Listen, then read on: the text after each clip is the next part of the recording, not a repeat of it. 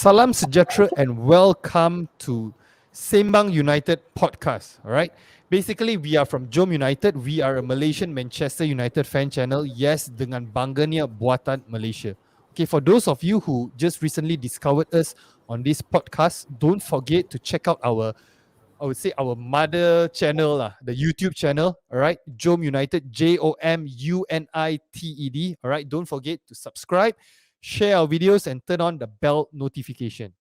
Okay, guys, so this podcast is for the player ratings for the Manchester City versus Manchester United game. All right, so to get us all into the mood of things, let's just talk about the game a bit, lah. Right, let's start with Raj. What do you think about the game and the performance of our team yesterday?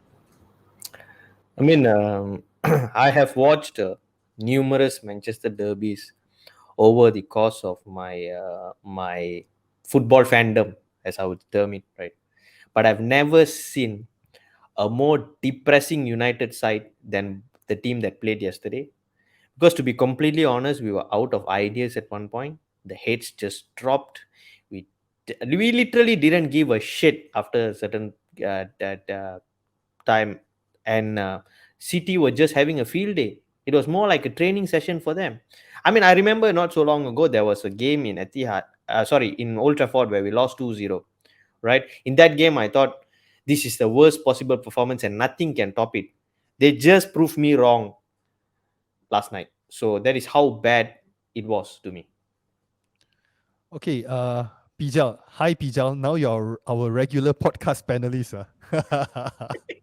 First choice, not second choice. First choice always. All right, mind you. All right, Pijal. So, what's your take on the game yesterday, and how much would you, I would say, blame it on the performance of the players versus the decision of the manager playing a formation which we can argue that the players are not, how to say, accustomed to? Kalau you tanya I, in terms of the game itself, yelah, it's a disappointing lah, especially on the first half tu, mana kita concede 2 silly goals early of the game tau. Maksudnya memang kita bagi first goal ke De Bruyne, memang orang kata silly goal, avoidable goal, and the second half tu second goal tu boleh kata the orang kata the stupidest mistake and from our worst captain ever in Man United history. Tahu, boleh nampak memang kecewa lah macam mana dia boleh biarkan bola masuk kangkang dia tu. Okay. He is a defender, first mindset you should clear it. But then itulah, tapi on the overall part, I boleh nampak apa yang Rangnick cuba buat because of dia tak ada orang kata recognized striker. Mungkin ada Marcus Rashford lah, but then Marcus Rashford is not actually on form, so I boleh faham kenapa dia simpan, and he's trying to play, orang kata boleh nampak some sort of counter attacking punya style, absorb all the pressure on the first half. Absorb all the pressure, boleh nampak the outcome tu, kita boleh nampak masa Sancho punya goal tu. But then after that boleh nampak lah, lepas dah concede goal kedua tu, nampak player mentality, boleh kata 11 player tu terus drop. Okay, Pijal, a quick question before we move on to the player ratings, because again, this is a player rating show, right? Okay, the difference of Ole Gunnar when he actually, managed the team during the game at home at Old Trafford versus Ralph Rangnick at the Etihad. So, which do you think? I mean, what's your take? The difference of this thing? Do you see a contrast in this thing? Do you any preference of the style of the play? Of course, both games we lost. Okay, one game yesterday the game we actually lost more goals conceded, but then taking the goals aside, the intent of the manager of trying to to stick to a certain plan and whatnot, do you see any difference in both of the managers? Tak ada. I rasa there's no difference in terms of the way we played. I think it's just the same lah. Masa dekat Old Trafford dulu pun boleh nampak Ole pun trying to boleh nampak dia nak try playing apa kan, after I think if not mistaken lawan situ tu, before that kita lawan Spurs yang kita menang 3-0, dia main 5 defenders, and then masa going to Old Trafford tu pun Ole try play with 5 defenders on the back, 5-3-2 if not mistaken, ataupun 3 centre backs. But then bila dah masuk Ralph Rangnick ni, I ternampak lah the tactical tu, the tactical of play sama, counter attack. But then there's no difference lah between Ralph Rangnick and also Ole punya formation of the tactic for this season. For this season punya game lawan City, there's no difference for me lah. Okay, let's jump straight into the player ratings. All right, let's start off with David De Gea. I'm going to group them together, lah. Right, the centre backs and our goalkeeper, because our man dog is not here, lah. Right, thank God he's not here. David, I'm just joking, dog. I'm just joking. All right, the guys is going to use this against me to create an agenda. But it's I love you, dog. You're the best. You're the best. All right. Okay, David De Gea, Harry Maguire, and Lindelof. Raj, go. David De Gea, to me, okay, before we even go through the entire team list or whatnot, to me, he's the man of the match. I'm going to give him a 6 because none of the goals he could have done anything about. It was purely due to the defenders who were in front of him and all the clowning stunts they were pulling in front. Harry Maguire, I would say a generous 2 for me. A generous 2. He's not a captain. He's not a leader.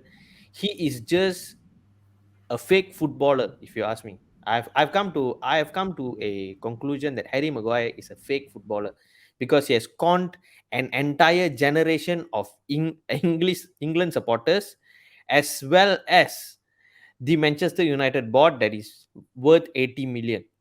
All right. So as far as performance is concerned, oh my god, his position, he was marking air for the first goal. And then for the second goal, he was actually, he gave a beautiful dummy to the City players. The third goal, I don't know what the hell was he doing. He was trying to actually shield himself or whatnot. And the fourth goal, he was actually the one marking the player who scored the goal. And then I don't know why, for some reason, that player got off him and he went on to score the goal. I can't even remember who scored the fourth goal, to be completely honest.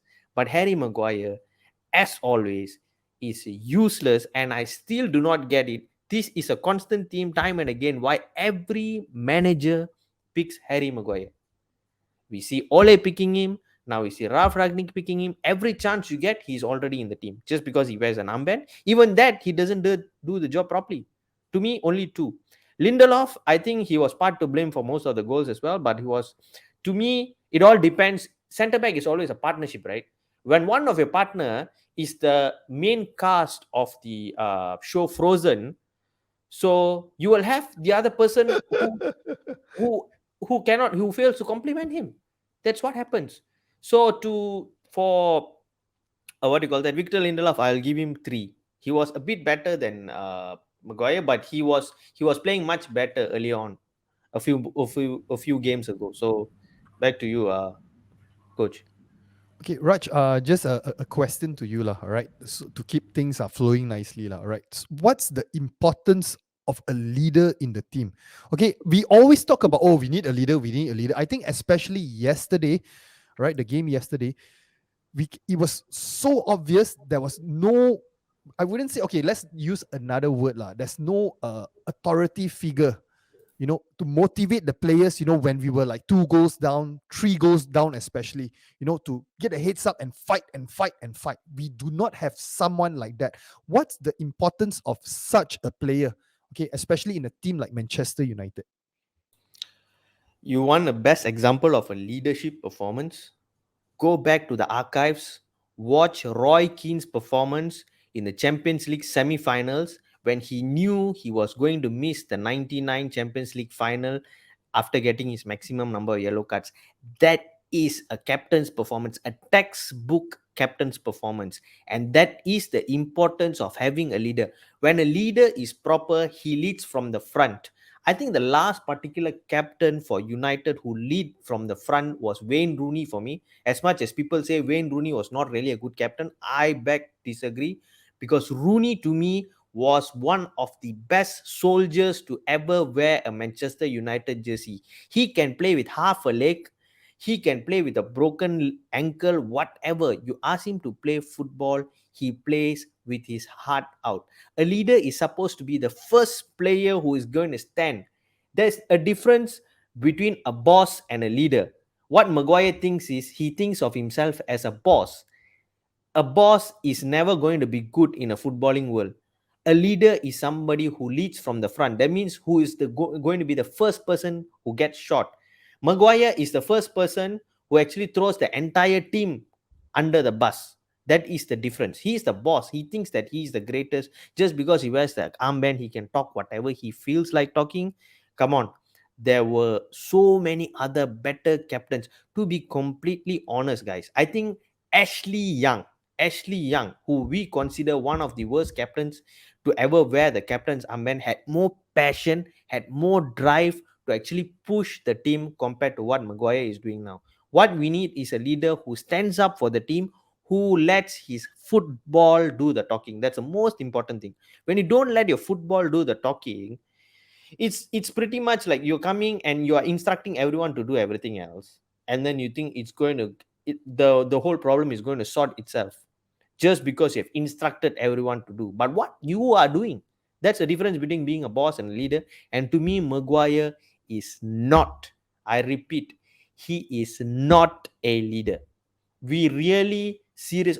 Do you, if you ask me, do I feel Bruno Fernandes is also a leader or whatnot? To me, he's not really a leader as well. To be completely honest, he's more of a crybaby because he keeps on crying for no reason on the field. For every bump that a player gives to him, he starts crying. To me now, as much as I want to see in that team, the most vocal, experienced leader who is there is De Gea, if you ask me, because he knows what's the passion. He's been in a decade in this club and he knows what the club means. He knows what it feels like winning a premiership title. He knows all that. So to me, he is the best person to lead.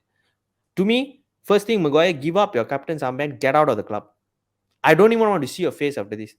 I don't even want to see you part of the team, part of substitute bench, part of reserves bench. Just give everything, get lost. It's as simple as that. Okay, we move on to the next set of players, our fullbacks. All right. Okay, Teles and Aaron Wan-Bissaka Pijal. How would you rate them? Aaron Bissaka for me, the I think the fullback ni is the unluckiest one lah orang kata, because of Aaron Bissaka ni memang orang kata City attack banyak dekat belah dia. So dia nak nak kena cover in terms of 3 players. If not mistaken, dia asyik kena bombard dengan 3 players je. So for Aaron Bissaka, I can give him 4 lah. The best I can give is 4. But Alex Telles pun Azai boleh bagi dia 4 jugalah kot, because of dia memang not contributing anything in terms of the attacking wise pun tak ada, defensive wise pun dia macam nampak liability because of the Harry Maguire effect lah. Tu je lah yang I boleh bagi Aaron Bissaka dan juga Telles. You mute dog. sorry. This podcasting not used to this thing yet. Okay, so Shaw, if Shaw was fit, right? I mean, Shaw and Varane, I think they actually contracted COVID during this period of time. That's why they missed the game. So do you think that actually Shaw would have been a better choice playing yesterday? Yeah. If lah, I tak tahu lah. This is just my wishful thinking lah. If let's say Varane ataupun Shaw tak ada, I really hope Rangnick play the same centre back that plays against Watford. I mean the Wan-Bissaka, Shaw, Varane and also Lindelof. I really want to see those 4 players playing against a top team punya team tau sekarang. At least kita nak tahu dia punya level kat mana. Previously 1-2 months ago dia lawan dengan bottom 10, kita boleh nampak diorang memang comfortable lawan bottom 10, attacking banyak. Now playing against a pressing, attacking team, kita nak tengok dia punya level kat mana sekarang. Tu je. Okay, we move to our midfield. All right. Fred, McTominay and Bruno Fernandes. Raj, what's your take on them? Fred, McTominay, Bruno Fernandes, all 3 of them, I give them a flat 4, because to me, all 3 of them failed to perform. Even Bruno Fernandes was pretty off. I don't know what has got into him. Bruno Fernandes is really a Jekyll and Hyde kind of a season from him this entire season. McTominay, let's not kid ourselves. I'm not going to go too hard on McTominay and Fred, because let us not kid ourselves. They are not centered defensive midfield. This is down to the board not actually backing the manager in the January transfer window and giving the excuse that we need to actually wait for a permanent manager to come in to actually sort out the CDM problem. So for all 3 of them, I'll give a flat 4. Adam. How would you say that our midfield, especially Scott McTominay and Fred, I mean, their involvement in conceding the goals yesterday. Of course, we give a lot of the responsibility to the defense. Okay, we blame the defense for conceding the goals. But what do you think our CDM, so to speak, what's their involvement in the conceding of the goals yesterday? I honestly feel that Scott McTominay was not really match fit. to be completely honest. He looked totally off yesterday. I think he's still suffering from the illness that he was supposedly suffering, because he looked totally off. I mean, a normal Scott McTominay performance compared to yesterday, that was really miles off. I'm not saying that he's one of the best CDMs that we ever have. That's not even going to happen. The best CDM we have is Matic, and Matic is too old to actually play games full time. So what both of them, in fact, Fred was getting nutmegged by players and still smiling and shaking his head and running around. So this is how collateral they were to the way we were conceding goals. We lost the midfield battle as always. I mean, you look at the top half of the Premier League, right? The first 6 to 7 teams, right, including us.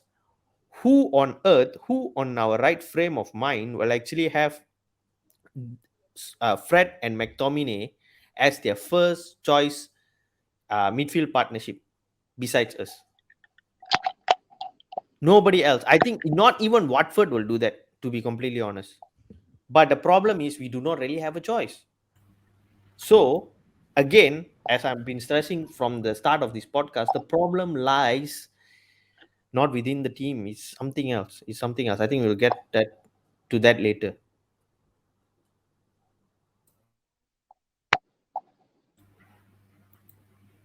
So kita pun, so Jai, welcome. Kita ada kita punya panel terbaru, baru join kita punya podcast ni. So rasa Dom tu dia crash sikit kot. So tak apa. So kita sambung.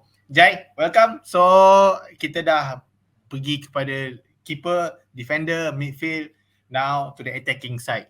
Apa pendapat you mengenai Jadon Sancho, Ilanga dan juga Paul Pogba punya performance malam? Paul Pogba dengan Ilanga dan Sancho. First half Sancho ada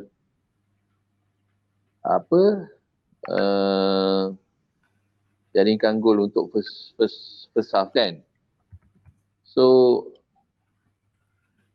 kalau ikutkan pada I lah, kalau ikutkan pada keseluruhan player pun even, tapi kita ambil 3 player tu memang tidak mencapai piawaian langsung as a United punya player lah.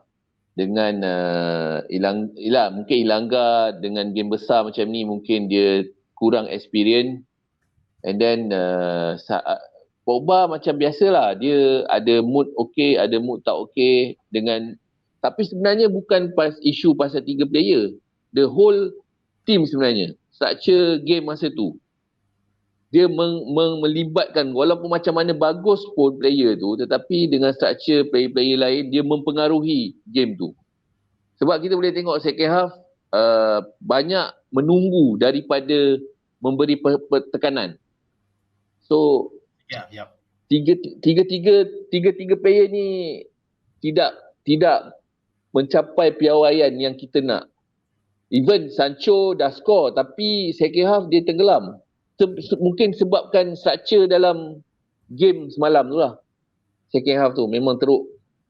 So 3-3 kalau rating I bagi 4 semua. 4 sekali dengan Pogba sekali. Tapi boleh faham lah kenapa second half tu teruk, because of the player dah motivated tau. Sebab kita lawan Man City, they are controlling the midfield. Player dah jadi macam dia dah lari ikut suka hati diorang je. Diorang pergi mana-mana. Diorang memang just orang kata berlari mengejar bola saja tau. So bila tapi pada pendapat aku lah, kalau pendapat aku the whole player team MU tidak boleh tidak ada macam tak boleh mencabar langsung. Dia bukan level Manchester City punya player. So dengan mistake, error, sampah yang biasa dia buat, and then dengan Ralf Rangnick punya tactical, I tak tahulah, mungkin sebab masa second half tu kita banyak menunggu. So bila menunggu, memberi peluang pada City untuk pressing. Dia orang pressing dan satu lagi, City memang nak menang. Hati dia orang memang nak menang. United, hati diorang mungkin nak draw ke ataupun sibuk dengan social media ke apa benda, tak tahulah. Tapi bukan ada paradigma langsung untuk kita nak challenge game semalam. Tak ada. So Yep, betul. Okay, Jai, Diorang- soalan. Ya. Based on tadi players and you cakap, alright. Young players macam Ilanga, you rasa macam game macam ni dia besar sangat untuk players yang boleh cakap dia masih muda, masih tak banyak experience. So maybe dia rasa macam banyak tekanan pada dia. So that's why dia tak boleh perform. Ilanga.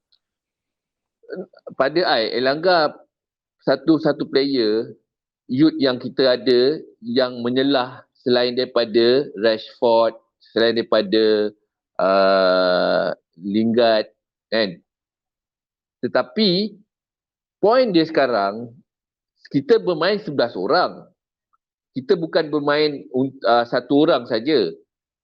So the game besar ni sepatutnya Elangga ni sepatutnya dia dapat support daripada structure selain daripada player-player yang ada dekat dalam padang ni.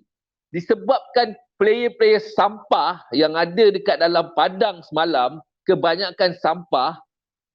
Jadi Elangga ni dia tidak boleh berkembang masa game tu. Dia bukan tak bagus, tetapi disebabkan dengan Fred, dengan Maguire, sampah gila. So, dengan semualah McTominay dengan tak apa-apa dia. So, City pasukan yang bagus. Dia nombor 1 dekat table. Dia punya game pressing, dia punya kemenangan statistik. Kita boleh tengok Foden macam mana. Foden, kita boleh tengok Bernardo Silva bawa bola berapa kali bersakar kena. So disebabkan sampah yang ada banyak dekat dalam player ni, Elangga dia tak boleh buat lah. Dia tak ada support daripada structure semua player ni. Dia bukan tak bagus. Dia sebab lagi satu dia muda. Dia tak ada experience. Yang ni lah yang kena tolong. Tapi masalahnya kita boleh nampak player kita semua, ya Allah, Okay, and then sampah lah. Just to add on to our misery, right? I think yesterday City, right, probably they played at most maybe 40%, 50% of their capability only. They were like probably running on second gear, third gear at most. And then of course, let's not talk about it lah. I mean, the obvious thing, the last 20 minutes and 25 minutes and whatnot, they were just passing the ball around having fun. Even the fourth goal, that one was like pretty much like just like having fun. There was no pressure, they can probably just joke about it and whatnot. Okay, we move on to to our substitutes. All right. When the substitute cut actually came up, right, for Manchester United, oh, Jesse Lingard is coming in. Oh, Rashford is coming in. So, I mean, versus, when De Bruyne was taken out and then Gundogan came in, actually, the impact, personally, when I saw the substitute cut that Gundogan was coming in, I was like, oh my God, we're going to concede more goals. Okay, but when Rashford and Lingard came in, all right, Raj, I'm going to point this to you. What's your take? What's your feeling when you saw them coming in? Do you think that they will be game changers? And also, how would you rate their performance yesterday? I mean, the feeling when, okay, I'm going to put this as decent as possible.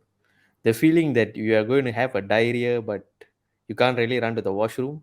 That was the exact feeling I was feeling, to be completely honest, because that was what was about to happen when those two clowns came in. To be completely honest, I've lost all my respect for Rashford as well as Lingard. Lingard, I think you all know my stand on Lingard. Lingard is just a clown for me. He's just not worth. United should have. I think Ralph Ragnick is not interested in keeping him. The board wanted to still keep him, and that's why he's still around. He's clearly not interested. So it is what it is. They are just miles. And then you see, oh my God. And then you see the other side, Gundogan coming in, and you're wondering, what the heck, Gundogan? He's coming in for the next 20 minutes for Kevin De Bruyne. Kevin De Bruyne just did half of the rape session, and it's going to be continued by Gundogan. That's what happened, right? That was our exact feelings. My God. And to actually think that the depth of the squad is this bad, I have no words to say. We let go Martial in January to go and play in Sevilla. Donny van de Beek is playing with Everton. So where did it all go wrong? That's the question. Okay, so how would you rate our wall bangers performance and also our our social media king performance Flat yesterday. 4 lah, I think. Just give them 4 lah. I mean, nobody can get as bad as Maguire to me. To me, Maguire is the worst player on the pitch. Yet again, he does it week in, week out, consistently. There can be players who are consistently good and there can be players who are consistently shit. And Maguire has been consistently shit. I think I'm just running out of superlatives, lah. I think from the time I started being in JomUnited, there's not even once that I've actually properly praised him, probably once or twice. But besides that, that shows the mentality of the club. What are we doing as a club? That's my question. Where are we going? Where is this club going? As someone who grew up supporting Manchester United, all 4 of us came from an era where we were winning and winning and winning. 3 in a row, double, treble. We were winning titles for fun. We used to actually sacrifice the FA Cup for to us. FA Cup was don't even talk about the League Cup, lah. Forget it. We were never even bothered about the League Cup to begin with. FA Cup was not even a big trophy for us. We don't even give 2 shits about it. That is how United were. I know we cannot be basking on our previous glory, or else we will sound like some other club that we know. But nevertheless, it is just a comparison on from where to where we have dropped.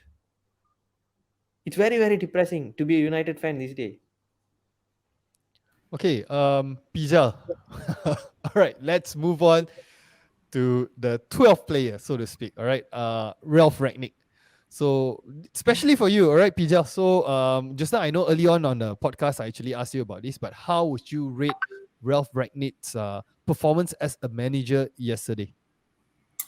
Performance as a manager, I think I can be very generous lah. I think I can give him 5 or 6 lah at best, because he is doing whatever that he has at his disposal with the absence of Cristiano Ronaldo and also Edinson Cavani, 37 and 34 years old striker that we have, kan. Macam dah kata lah, kita dah loan out Martial, we dah loan out Van der Beek, kan. This type of game should be the one yang mana kita perlukan in-depth squad yang memang banyak. But then Raf puts 3 defenders dekat dalam bench, Dalot, Bailey and also Phil Jones. I tak tahulah kenapa dia letak 3-3 tu, but then can't blame him lah, because dia dah memang dah tak ada niat. But then I can see, but the substitution tu macam ni lah, kata lah, questionable lah kenapa dia masukkan Lingard and also Rashford. But then yelah, dia pun dah tak ada orang kan. Dia memang kata we are chasing the game. I can understand the parts, but then disappointing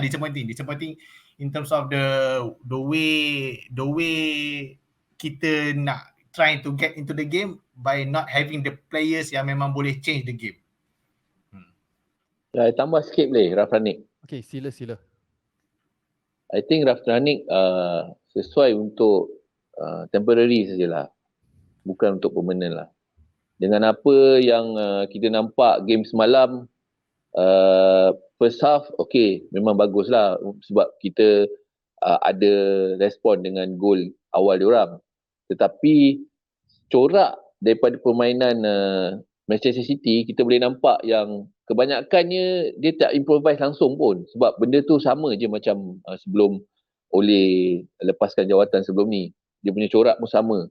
So Ralph Rangnick pada I semalam dia memang gagal. Jadi mungkin United nak hancur lagi, better jangan kita kena tukar the manager baru lah. And then kita kena berani buang sampah-sampah sarap yang ada dekat dalam first 11 ataupun substitute. Sebab sekarang ni kita boleh nampak Maguire tu memang sampah. Kenapa tak nak tukar? Kita yang sendiri boleh nampak, fan boleh nampak, kenapa dia tak boleh nampak? Kenapa perlu pakai dia? Kita boleh pakai Jones, kita boleh pakai Bailey. Kita boleh nampak kat situ Fred. Kita boleh nampak banyak player, bukan hari semalam je. Lepas ni kita jumpa Atletico Madrid, kita jumpa lagi Liverpool, kita jumpa lagi banyak. Sekarang kita tinggal 1 point dengan Arsenal, tapi 3 game. So dengan sampah sarap yang ada kat dalam tu, kita akan kehancuran. So The point is sekarang Rafrani mungkin dia boleh dapatkan part, tetapi dia tak boleh kekal lah dekat United. Kita boleh cari manager baru lah. Itu pun board tak buta lah. Kalau board buta, tak tahulah. Kita akan menceritakan benda yang sama setiap game kita akan cakap benda yang sama, sampah, sarap, kalah, macam-macam, maki hamun semua ada. So Okay, Rafrani boleh to continue untuk sambung apa yang Jai cakap. Alright, I'm gonna pass this to Raj. Alright, do you think that with actually this is a very wide question. Alright, with a new manager coming in, do you actually see any difference? Any particular manager? Maybe okay, if Pep Guardiola somehow he became crazy and whatnot, he actually jumped and come into Manchester United. Do you think that he will actually make a difference, seeing how our club is being run right now? Because I think this problem, right, doesn't really just rely only on the manager. It goes from the top all the way from the top right to the bottom. What's your take on that, Raj? Okay, to be very honest, okay, let's just take in perspective what Jai just said, right? We all know, kita semua tahu Maguire itu sampah. We all know that. My question is, why? Kenapa semua manager keep playing him? What is the issue? You check on your social media status over the last 24 hours. Any social media, you can open Twitter, you boleh buka Telegram, whatever social media it is. Who is the most talked about person? Harry Maguire. Negative publicity is still good publicity. Why does players like Rashford, players like Lingard, the smiling Fred, right, McTominay, the energy bunny, why do these players keep on getting picked up by every manager who comes in from Manchester United? Because they are all passion merchants. All of them are there to actually increase the social media following. As far as the club is concerned, let's not kid ourselves, the club has done well, right? The club has done well. We have sold enough jerseys, right? With Ronaldo 7, we have made the money for the entire season. The season is successful. Now the minimum requirement is try to make it to the Champions League. If not, never mind. Next season is still there. We still go ahead and let people talk about us all over the social media. What is the most sensational news today in social media? That Rashford wants to leave. What on earth has that news got to do with what is the 4-1 whacking that we got from Manchester City? Has that problem been ever addressed? No.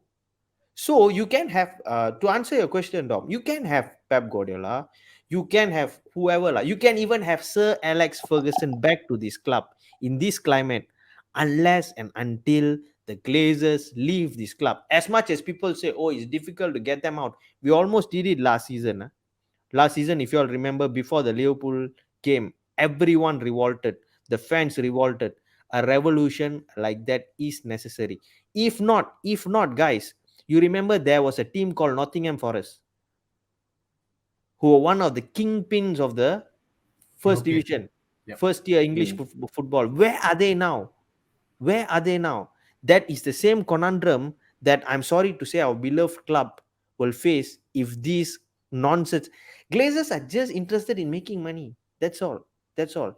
They got no, to them, so long as you get a social media spin, people mention about us, people continue talking about us. We are the club with the most number of fans worldwide. That's an undeniable fact. Real Madrid fans cannot say that. Liverpool fans cannot say that. Arsenal fans cannot say that. Whatever club, Manchester City, forget about it. I don't even know if they have fans, but it's okay. That's a different story altogether. But the thing is, they are minting money from the fans through the social media postings and all these things. They are generating money. The MUTV interview that came out on on about Harry Maguire is most talked about, right? We are all talking about it. That means everyone will go and watch that just for the sake to find out what did he say, and that's going to get hits. So to them, it's all on a business point of view. From a business point of view, the Glazers are minting money. So until and unless, as much as people want to deny the fact that the Glazers we cannot remove them, we should try and do something to get them out of the club. That is the most important thing. That is the way forward. Until and you, how many cycles, like guys? Come on. We had one girl actually having a blend of young and old players. Something was brewing after the FA Cup final. But the social media frenzy bot, what they did, they wanted to get Mourinho because that sells more than having Louis Van Gaal. And Mourinho was available. And Mourinho, we all know after 3 seasons what will happen. It happened, right? And then they bring in Ole Gunnar Solskjaer, Mr. Nice Guy, smiling to everyone. Okay, I'm good and all. Everything is fine. We have to maintain the attitude culture. I'm asking you all, what attitude, what culture he left behind after 3 seasons? You all answer the question. So until and unless these clowns, these glazer, after Ed Woodward, whoever that took, like Richard Arnold who took over, what difference has he made compared to Ed Woodward? Nothing. It's going to be the same old nonsense. All right, you know who are the players who are going to leave? Ronaldo. People say Ronaldo is the problem. Ronaldo didn't even play yesterday. And people are saying he's the problem. People like Ronaldo are going to leave. Pogba is going to leave. Right? You're going to have all the talented players leaving, and we are going to be left. We are going to be left with people like Harry Maguire in this club, who are, after all, the social media ambassadors of Manchester United. The true problem is the bot. Unless and until the bot changes. I have been yelling and shouting about this for months, but that is the main problem. You don't address the main problem, these problems will always be there. No, actually, this right actually seems like the Squid Games. I'm sure most of y'all watch the top drama, the Squid Games. So it seems like the bot, right, the United bot, they are the 001 or whoever it is. They are just doing stuff like that, playing around. I think probably they are probably at this very moment, they're having dinners, the bunch of the Glazers, they're having dinners, drinking expensive wine, laughing about it. Oh, look at those fans. Everyone is talking about Marcus Rashford now. Exactly. So That is in a what way, they have done their job. this is no longer a football club talking about winning trophies and whatnot. It's more about like manipulation through the media and whatnot, brainwashing the fans, and us. They're taking advantage, exploiting our love, our passion for the club. This is so very obvious. And then this is something that, yeah, Raj, go ahead. We were always about social media, right? Ever since the day of David Beckham, the days of David Beckham. Jai is a big fan of David Beckham. We all know that. Ever since the day of, we were always about social media. But we were a mix between social media and being able to produce trophies and results. Now, the trophies and results have gone into the dustbin, and all we are left is with social media. What story sells? What is the relevance of Rashford's contract that ends in 2023 got to do now after we got our ass whooped by Manchester City? Please explain to me that. Okay, I'm going to get a bit of input. Okay, before we end this podcast, I'm going to get of input from Pijal and Jai. Okay, assuming that there is such unrest in our dressing room, players not happy, they feel threatened with people like Ronaldo in the team. Okay, leading the squad and whatnot. The egos are so huge. Like I think Roy Keane actually mentioned in the the post-match discussion with the other panels on Sky Sports. All right. So if there's such thing that players are actually having this kind of a mentality and big egos in the dressing room, threatening to, I want to leave, I want to go. Okay. So what would you say to such players like this, Pija? If you ask me, get out of the club lah. We don't need you. We don't need big ego. We don't need this player yang macam, for this season I can see lah orang kata Edison Cavani. If you don't want to play, you don't deserve to be in the club. Get out of the club. That's it. That's all. No more Mr. Nice Guy. No more like, you are here. Macam Raj kata, you are here because of the social media. I want player who really passionate of the club just like us fans. That's it. I just want those player yang memang datang stay sini, yang memang main untuk Manchester United saja. Okay. Jai, so apa pendapat you? Because from our previous experience, example, during our glory days and whatnot, kalau players nak berembus, player yang dia pick, they're at the top of their form, their top form players like Ronaldo, I think earlier Raj mentioned Ruud van Nistelrooy, players like that, we can actually just ship them out even at their top form. And now players, they are not even performing. Dia bukan dia dia doing anything for the team. Dia nak keluar sekarang, dia nak cakap, I orang besar kat club ni pasal I ada apa social media following or whatever it is. Dia nak jual mahal ke apa. So apa pendapat you tentang players macam ni? Tahu kalau pendapat I memang buat apa lagi dia duduk. Dia sebenarnya kalau ikutkan, kalau pendapat I, kalau nak tengok game semalam dan game-game sebelum ni, kalau I is a owner ataupun as a coach, I akan jual player yang sampah. Tetapi yang betul-betul tak nak main, yang kata dia lagi bagus, kau apa yang kau ada? Kau cup pun tak ada langsung kot. Kau nak sombong apa? Kau belah lah. Apa guna lagi duduk kat United ni? Kau nak demand apa sekarang ni? Contoh macam Pogba, okey, dia memang dengan France dia ada World Cup. Tapi sekarang dia minta gaji 500,000. Kalau tak, dia tak sign kontrak, betul tak? So, tapi masalah sekarang, apa yang kau bagus sekarang ni? Apa yang kau ada? Kalau saya, aku nak cup. Tapi kau tak bagi. So, baik kau belah. Dan kau nak tunjuk kau punya followers, kau apa benda semua tu, it's for nothing lah. Itu semua bukan, kelab ada lagi besar daripada pemain. Sebenarnya, player. So kalau kau nak demand dengan apa yang kau ada, kau nak demand tak apa. Tapi sekarang kau tak ada apa. So sekarang ni macam semalam kita dimalukan 4-1. Kau nak demand lagi.